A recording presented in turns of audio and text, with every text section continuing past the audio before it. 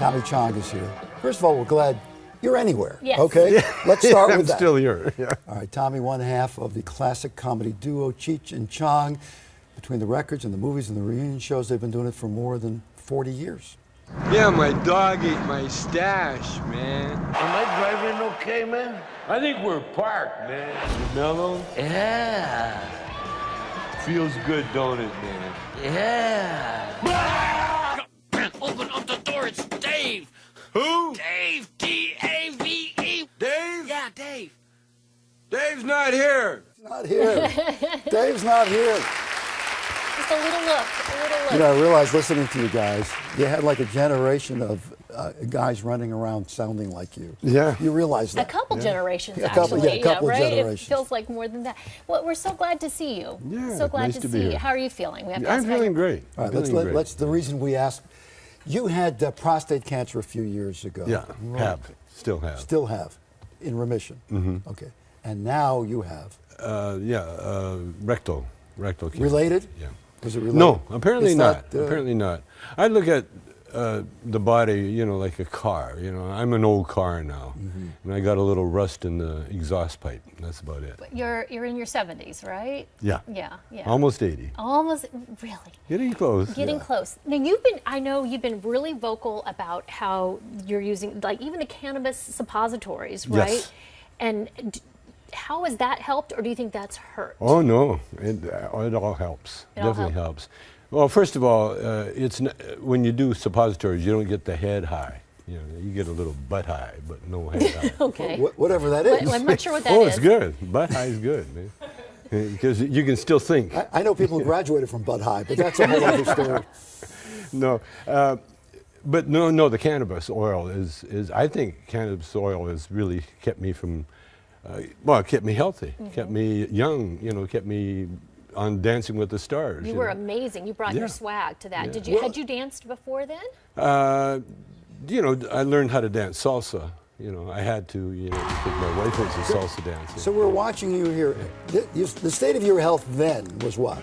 I had cancer. All right, at that point. I think probably, you know, this is my own opinion, the stress of the show probably brought it out. And it is stressful. Oh, It's not just totally. fun, it's stressful. 7 days a week, rehearsals, like 4 or 5 hours a day rehearsals. So did you know your cancer, like, had you been getting your colonoscopies? Did you? Or No, for 3 years. That was a problem.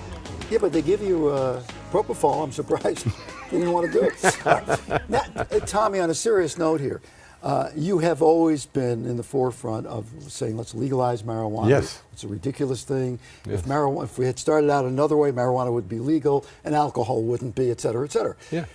What do your doctors say when you talk to them? Every doctor, the straight doctors and the hip doctors, the straight doctors, they don't discourage it.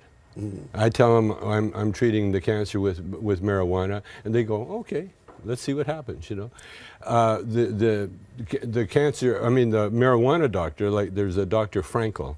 He's been researching, and he's one of the top marijuana doctors in the world. Actually, he encourages the use of the cannabis oil with cancer for a number of reasons. You know.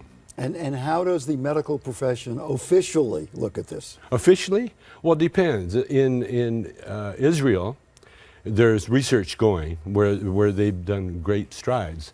Dr. Sandra Gupta did a great show on CNN where they showed the cannabis oil actually curing a little girl's epilepsy. A little girl had epilepsy. These are episodes, but what about the medical establishment? It would say to you what? Well, the medical establishment really don't know.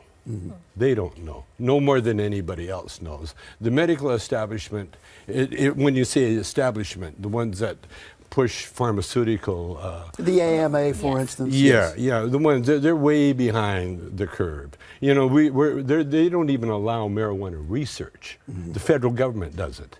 So I mean, they're behind, but we're you know this stuff. The people are what we call big getting it. pharma and the pharmaceutical industry Are they waiting for the total legalization? Do they already have, I don't know what? Pharma's not patents? waiting for anybody. Huh? They're No, way no. ahead of the game. Yeah, so they're ready to go as a product? As do you much think? as they can. The United States government tried to patent, or did patent marijuana years ago when they made it legal, because illegal, because the American government knew, at that time knew the medical benefits. And the reason it was made illegal was pure political, you know, and racist. Marijuana laws are very racist. They're probably the only blatant racist law that we have. You know, and the reason I say that is before it was called marijuana, it was called hemp, and it was grown all over the world, especially in America. There's Hempville, Hempstead, there's hemp towns named after So hemp. people in Long Island who live in Hempstead don't know they live in Marijuana-stead? That's Is that what right. you're saying? That's a right. really interesting thought. A lot of them don't. Okay, it's not like you've dedicated your life to the pursuit of marijuana, But I have. but you have. And the interesting thing is that I think most people back in the 70s and early 80s would have thought that you wouldn't be alive now. That's right. That's right. And you've outlasted a lot of those people. Absolutely, because of the marijuana. And you think it's because? I'm like I say, I'm almost 80 years old. I still do everything that I did when I was 40. You know, And you're everything. confident about this prognosis? The doctors feel confident, and when you're in there? The doctors are very, very confident. With me, it's stage 1. It's not that serious. I'm going to treat it, like I say, with marijuana. And chemo and radiation, right? Yeah, and the chemo and the radiation. The good thing about marijuana, what marijuana does more than anything, it relaxes the mind. It relaxes the anxiety. And when you relax anything, then things get done. You know, it relaxes the immune system. So the immune system will take over, you know. Because when we have illnesses and that, you know, the doctors can only do so much. Doctors are like mechanics. They can fix things that are broken, but they can't really keep you from getting the disease unless you treat your body like a car, and you make sure you know what you're putting into it, you know, like good nutrition, exercise, and marijuana. All right, so That'll do it. we have to go. You're going to come back next year after you're on, so you think you can dance Again. after all of this. Tommy, I will.